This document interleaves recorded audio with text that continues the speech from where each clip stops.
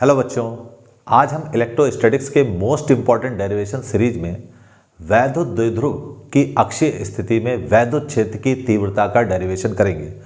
ये derivation 12th board exam के point of view से मोस्ट इंपॉर्टेंट है, तो इस वीडियो को आप लास्ट तक देखिएगा जिससे इस टॉपिक से रिलेटेड आपके सारे कॉन्सेप्ट्स एकदम क्लियर हो जाए और आपको कोई भी डाउट ना हो। तो डेरिवेशन को करने से पहले सबसे पहले हम कुछ बेसिक बातों को समझते हैं जिससे डेरिवेशन में आपको बहुत आसानी होगी। तो सबसे पहले हम बात करते हैं कि वैद्युत द्विध्रुव क्या होता है। वैद्युत द्विध्रुव यानी इलेक्ट्रिक डायपोल क्या होता है। तो वैद्युत द्विध्रुव में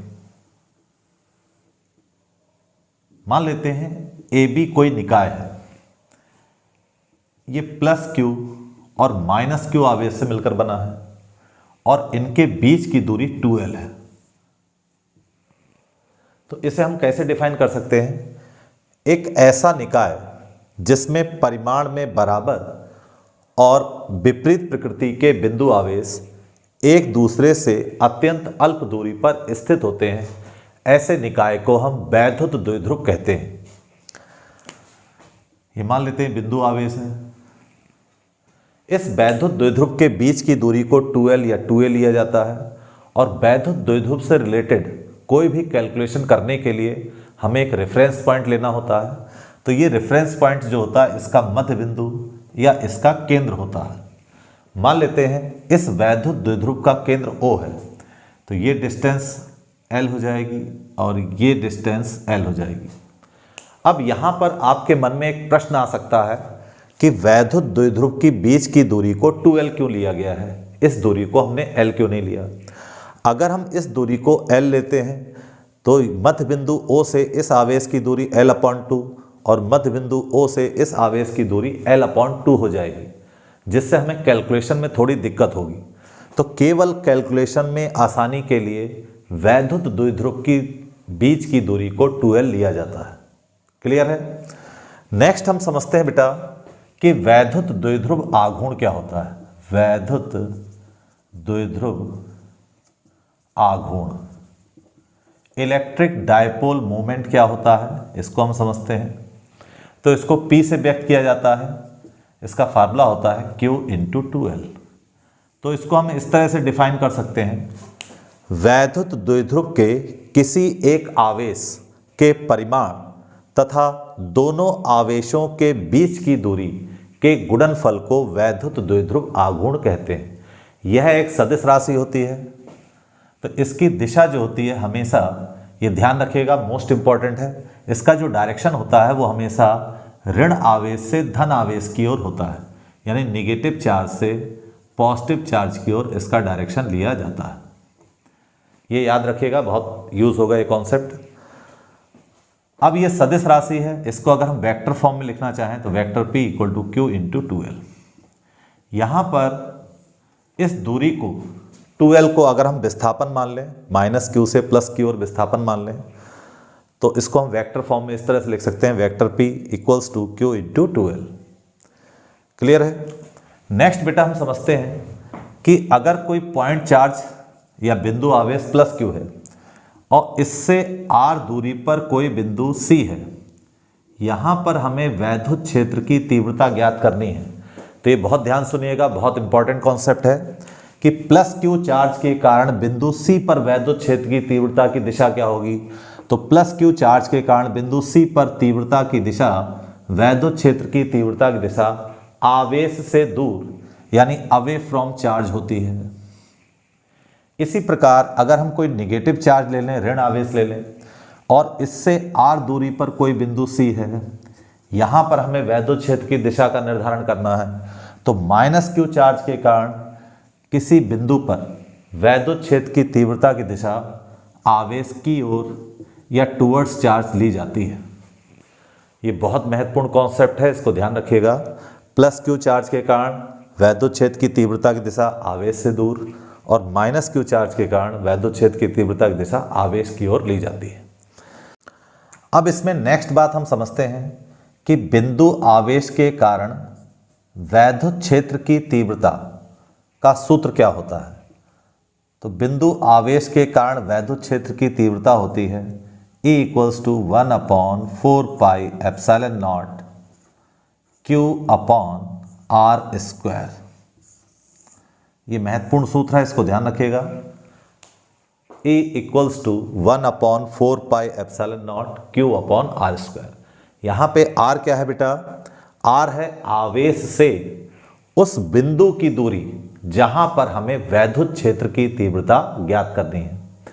तो ये कुछ बेसिक बातें थी जो डेरिवेशन करने के लिए बहुत ज़रूरी थी। मैं आशा करता हूं कि आप लोग समझ गए होंगे। तो अब हम इस डेरिवेशन को करते हैं। वैद्युत द्विध्रुव की अक्षीय स्थिति में वैद्युत क्षेत्र की तीव्रता ज्ञात करने के लिए माना AB कोई वैद्युत द्विध्रुव है जो वायु में स्थित है। यह द्विध्रुव +q -q आवेश से मिलकर बना है। बीच की दूरी इनकी 2l है। O इसका मध्य बिंदु है। जब ये मध्य बिंदु होगा तो ये दूरी L हो जाएगी, ये दूरी L हो जाएगी। इस द्विध्रुव के मध्य बिंदु O से r दूरी पर द्विध्रुव की अक्ष या अक्षीय स्थिति में कोई बिंदु C है।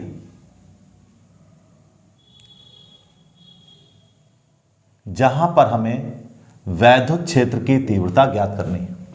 तो ये कोई पॉइंट C है, यहां पर हमें वैद्युत क्षेत्र की तीव्रता ज्ञात करनी है। तो +q आवेश के कारण बिंदु C पर हम वैद्युत क्षेत्र की तीव्रता की बात करेंगे।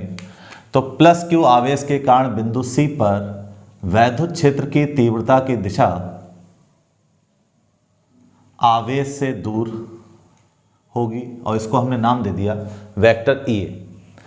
-q आवेश के कारण बिंदु C पर वैद्युत क्षेत्र की तीव्रता की बात करेंगे। तो -q आवेश के कारण बिंदु C पर वैद्युत क्षेत्र की तीव्रता की दिशा आवेश की ओर होती है। आवेश लेफ्ट हैंड पे है, तो वैद्युत क्षेत्र की तीव्रता इस बिंदु पर हमने लिख दी EB। प्लस आवेश के कारण बिंदु C पर वैद्युत क्षेत्र की तीव्रता EA है और -q आवेश के कारण बिंदु C पर वैद्युत क्षेत्र की तीव्रता EB है। जब हम +q आवेश के कारण बिंदु C पर क्षेत्र की तीव्रता लेंगे तो दूरी ली जाएगी AC, और जब -q आवेश के कारण बिंदु C पर वैद्युत क्षेत्र की तीव्रता हमें ज्ञात करनी होगी तब हम दूरी लेंगे BC। तो यहां पर AC का मान कितना है? R - L। AC दूरी R से L कम है तो इसको हमने लिखा R - L, तथा BC दूरी का मान R से L अधिक है तो इसको हम लिख सकते हैं R + L। अब हम +q आवेश के कारण बिंदु C पर वैद्युत क्षेत्र की तीव्रता का परिमाण निकालते हैं। तो +q आवेश के कारण बिंदु C पर वैद्युत क्षेत्र की तीव्रता का परिमाण मॉड ऑफ वेक्टर EA। तो ये हो जाएगा EA बराबर 1/4πε0 Q/AC²। यहां पे दूरी कितनी ले जाएगी बेटा? +q के कारण दूरी हमने ले ली AC। तो यहां से हमारे पास आ जाएगा EA = 1/4πε0 Q/r-L²।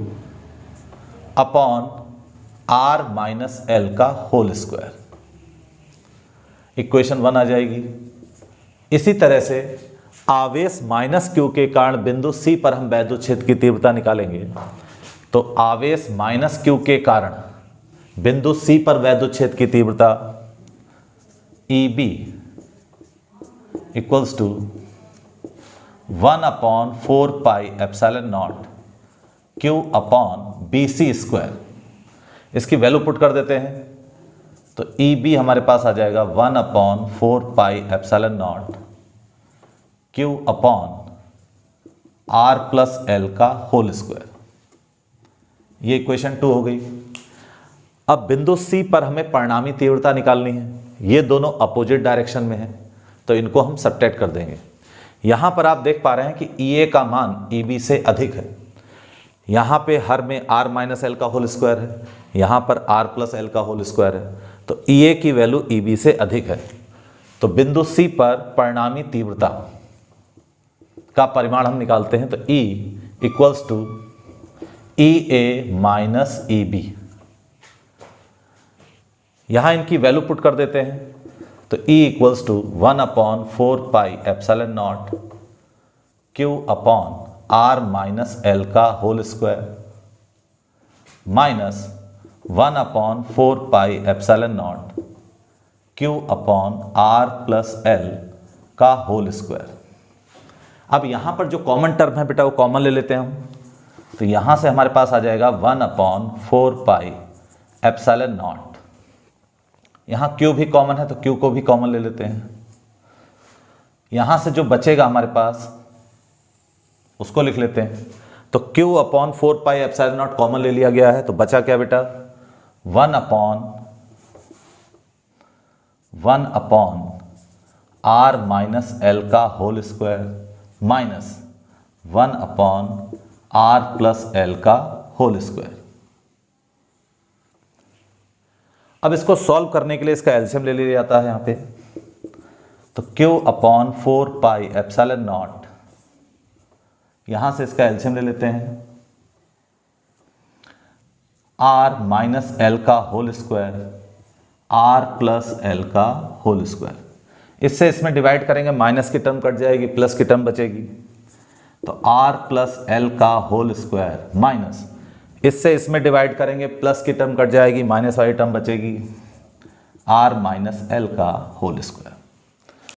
आगे कैलकुलेशन में हम यहां पर होल स्क्वायर ओपन करेंगे, तो इसको हम सेपरेट कर लेते हैं, तो E इक्वल्स टू, इसको हम बेटा लिख सकते हैं Q अपॉन 4πε0। तो यहां ध्यान देखिएगा, होल स्क्वायर ओपन कर रहे हैं हम, a प्लस बी का होल स्क्वायर, तो हम इसको क्या लिख सकते हैं a square plus B square plus 2ab minus, यहां पर देखिएगा माइनस लगा है ब्रैकेट से बाहर, तो अंदर के सारे साइन चेंज हो जाएंगे, minus R square minus L square और प्लस 2RL हमारे पास बचेगा।